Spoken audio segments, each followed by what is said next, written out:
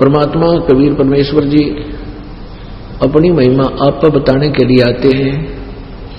आप पे आरती, आप पे साजे, आप पे किंगर, आप पे बाजे, आप पे ताल झां जनकारा, आप नचे अब देखे ना। कहे कबीर ऐसी आरती गाऊं, आप पा मध्य आप समाऊं।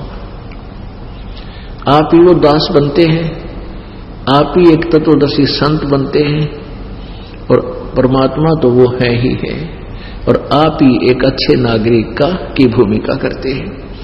वो एक उदाहरण देकर जाते हैं कि जैसे मैंने या रहने अपना जीवन निर्वाह किया, आप भी इसी तरह रखो। आप इस माया के पीछे गणे अंधे मत हो। आप परमात्मा विश्वास रखो, सतभक्ति करते रहो, जैसे मालिक रखे इसमें अपनी उसकी रजा में राजी रहो। फिर आपके जीवन में सुख देखना कितने होंगे। इस माया से बचने के लिए हमने अपने जो कुरीतियां बढ़ा ली हैं इनको कम करना पड़ेगा। एक तो ब्याह शादी में बकवाद ये बंद करनी पड़ेगी। बेमतलब का दहेज देना एक रिवाज ये बंद करनी पड़ेगी। क्योंकि ये विश्वास रखो कि परमात्मा ने जो बच्चे की किस्मत में लिखा है वही मिलेगा। यदि आप जी अपने बच्चे को पैसे ज्यादा दे देते हो, को दहेज दे देते हो, और उसके आगे भाग्य में है नहीं तो आगे और घर में कोई और नुकसान हो जाएगा, और फिर ससुराल वाले भी घने लालची बन जाएंगे। पता नहीं क्या कष्ट बहन बेटियों को दिए जाते हैं, बहुत जुल्म हो रहा है, ये बंद करना पड़ेगा। परमात्मा ने सबसे पहला दहेज अपनी बेटी को नाम दिला दो, और जो परमात्मा साथ हो जाएगा अपनी पुत्री के, और फिर देखना उसके सुख। परमात्मा की भक्ति करने वाली बेटी देखना जाकर अगले उसमें परिवार में या तो परिवार नाम ले लेगा, और नहीं जब उसको तंग करेंगे तो उनका बक्कल तार देगा परमात्मा। ये सत्कर मान लेना।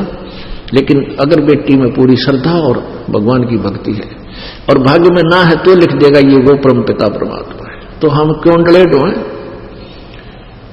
हमने रिवाज बना रखी है कि 30 अगले के 30 कपड़े देने हैं, इतने 20 कंबल लेने हैं, और वो फिर गरीब अमीर तो ले दे, चलो उसने 2 नंबर के धंधे कर रखे, बकवाद गढ़ रखी, गरीब कहां से लाओगा? वो फिर रीस करेगा कि तेरी बेटी का दिल दुख जा। वो फिर फॉर्मेलिटी पूरी करते हैं, और वो लाओगे जो 100 रुपया के 20 के वो कितना काम आओ नहीं आइटम पूरे करने पड़े, क्या तो कोई इसका। तो हमने इस तरह इसको उल्टा हटना। यदि आप भगवान चाहते हो, भगवान उसी समय मिलेगा जो माया के पीछे हम कम भागेंगे। अब हम 90% समय माया जोड़ने में लाते हैं,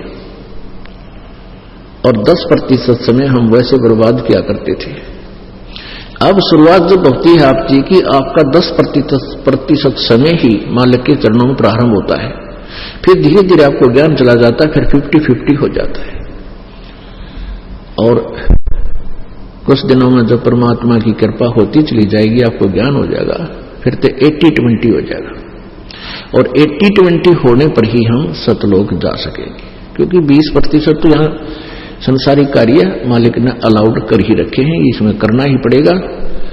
इल्ले से रजक होता है, यानी परमात्मा की मदद फिर करता है कोई कारण बना के।